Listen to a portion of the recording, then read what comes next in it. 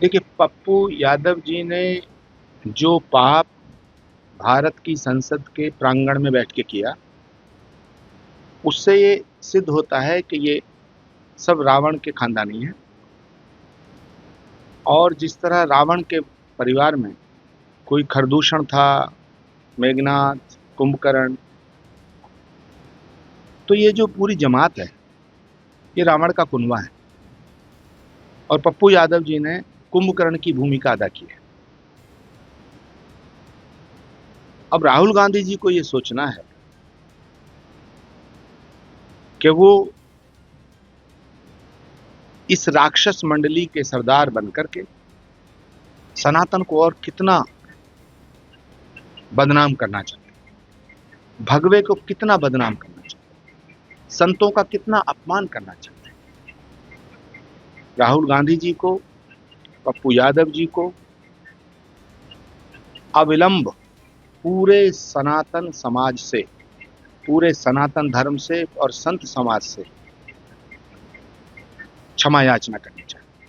भारत की संस्कृति, सभ्यता और संस्कारों को अगर बचाना है, भारतीय संस्कृति को बचाने के लिए भारत की सभी माताओं और पिताओं से मैं अनुरोध करना चाहता हूं कि वो अपने बच्चों को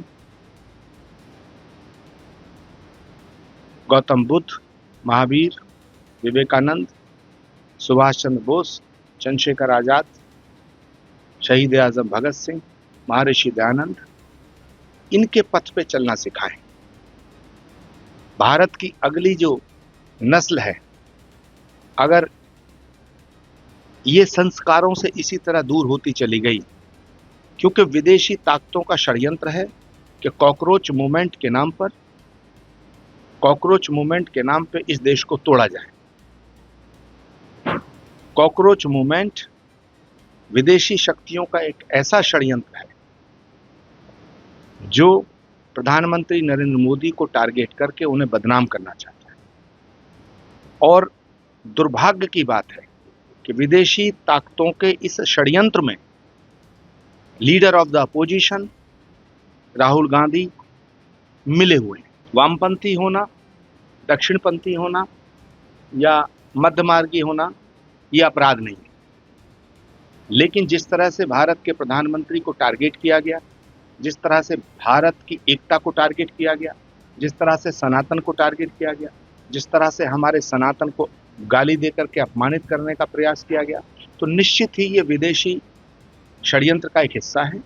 कॉकरोच मूवमेंट के नाम पे विदेशी ताकतें भारत को तोड़ना चाहती हैं और प्रधानमंत्री नरेंद्र मोदी के रहते वो अपने मंसूबों में सफल नहीं हो पा रही हैं। इसलिए कॉकरोच मूवमेंट का कंधा इस्तेमाल करके, हमारे बच्चों को भड़का करके, बहला करके, फुसला करके एक हुड़दंग,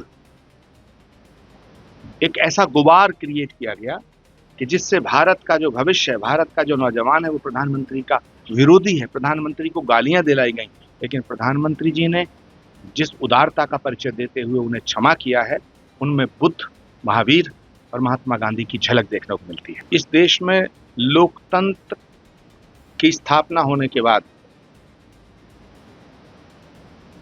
अगर तानाशाही की दृष्टिकोण से देखा जाए तो राहुल गांधी जी इस देश के सबसे बड़े तानाशाह राजनेता हैं।